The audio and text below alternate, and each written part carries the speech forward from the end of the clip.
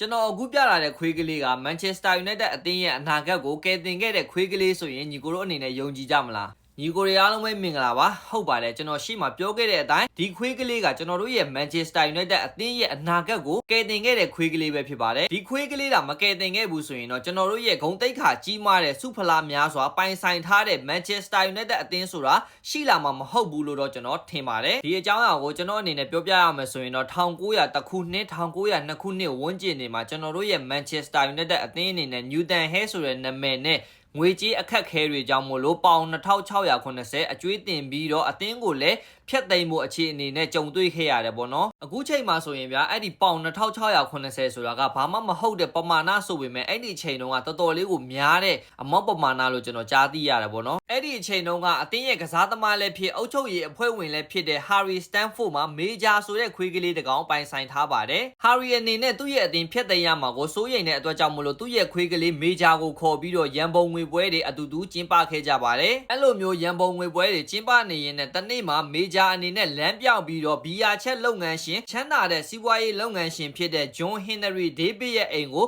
လမ်းမပြီးတော့ရောက်သွားခဲ့ပါတယ် David ရဲ့သမီးအနေနဲ့မေဂျာလေးကိုတွေ့ပြီးတော့ပြန်ပေးဖို့အတွက် Harry ကိုဆက်သွယ်ခဲ့ပါတယ်အဲ့ဒီအချိန်မှာ Harry နဲ့ David တို့ကတွေ့ဆုံခဲ့ကြပြီးတော့ Newton Hill နဲ့ပတ်သက်တဲ့အခက်အခဲတွေကို Harry အနေနဲ့ David ကိုပြောပြဖြစ်ခဲ့ကြပါတယ် David အနေနဲ့လည်းအသင်းကိုစိတ်ဝင်စားပြီးတော့ယင်းနှီးမြှုပ်နှံဖို့အတွက်သဘောတူညီချက်ရရှိခဲ့ကြပါတယ် David ရဲ့ယင်းနှီးမြှုပ်နှံမှုကြောင့်အသင်းကအကျွေးပြဿနာကနေလွတ်မြောက်ပြီးတော့အသင်းကိုလည်းပြန်လည်တည်ဆောက်နိုင်ခဲ့ကြပါတယ်အသင်းရဲ့နာမည်ကိုလည်း Newton Hill ဆိုတဲ့နာမည်ကနေ Manchester United ဆိုပြီးတော့ပြောင်းလဲခဲ့ကြတယ်အရင်ကဒေဝါလီခံရနီနီဖြစ်ခဲ့တဲ့ Manchester United အသင်းအနေနဲ့အခုချိန်မှာအင်္ဂလန်အသင်းရဲ့အင်အားကြီးအသင်းဖြစ်ခဲ့တဲ့အပြင်ကိုမှဘုံသိက္ခာရှိတဲ့စုဖလားတွေများစွာပိုင်ဆိုင်ခဲ့တဲ့အသင်းအနေနဲ့ရပ်တည်နိုင်ခဲ့ပါတယ်ဒီအခြေအနေမှာတချို့ကတော့ဒါပြောကြမှာပေါ့နော်ဒါကတော့ခွေးကလေးကြောင့်မဟုတ်ဘဲနဲ့ဒေးဗစ်ရဲ့ယင်းနှီးမြှုပ်နှံမှုကြောင့်ဆိုပြီးတော့ဒါပြောလို့ရတယ်ပေါ့နော်ဒါပေမဲ့ကျွန်တော်အနေနဲ့ပြောရမယ်ဆိုရင်တော့ဒေးဗစ်ရဲ့အိမ်ကိုဒီခွေးကလေးကမရောက်သွားဘူးဆိုရင်တော့ Manchester United အသင်းဆိုတာရှိလာမှာမဟုတ်ဘူးလို့တော့ကျွန်တော်ထင်ပါတယ် KSS ကတမိုင်းပညာရှင်တွေကလည်းဒီအကြောင်းအရာကိုသူတို့လေ့လာတဲ့အချိန်မှာ